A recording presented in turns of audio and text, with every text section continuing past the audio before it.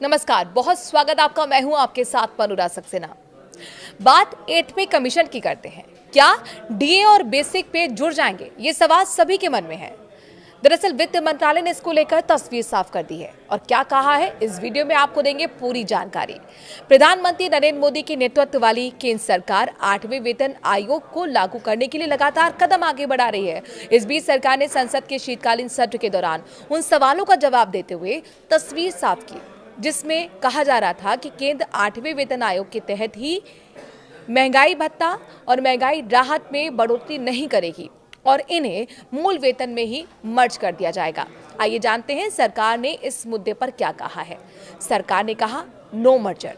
लोकसभा में सोमवार को इस सवाल पर सरकार की ओर से जवाब देते हुए वित्त राज्य मंत्री पंकज चौधरी ने साफ कर दिया है कि केंद्र सरकार के पास 8 पे कमीशन के तहत केंद्रीय कर्मियों के महंगाई भत्ते को मूल वेतन के साथ मर्ज करने से संबंधित किसी भी तरह का कोई प्रस्ताव विचाराधीन नहीं है।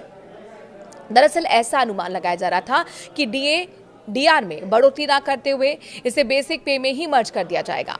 इससे पहले भी सरकार की ओर से सोशल मीडिया प्लेटफॉर्म ट्विटर पर इस तरह के अनुमानों को सिरे से खारिज किया जा चुका था। कब से लागू होगा 8वां वेतन आयोग? एक रिपोर्ट में कहा गया था कि 8वां वेतन आयोग 2026 के आखिरी या फिर 2027 की शुरुआत में लागू हो सकता है।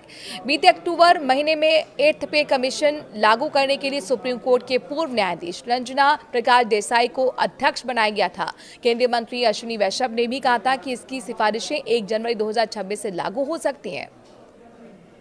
1 करोड़ से ज्यादा को फायदा होगा और कितनी बढ़ेगी सैलरी, चलिए बताते हैं। दरअसल 8th पे कमीशन लागू होने के बाद देश के करीब 50 लाख से ज्यादा केंद्रीय कर्मचारियों और 69 लाख पेंशनर्स को फायदा होगा।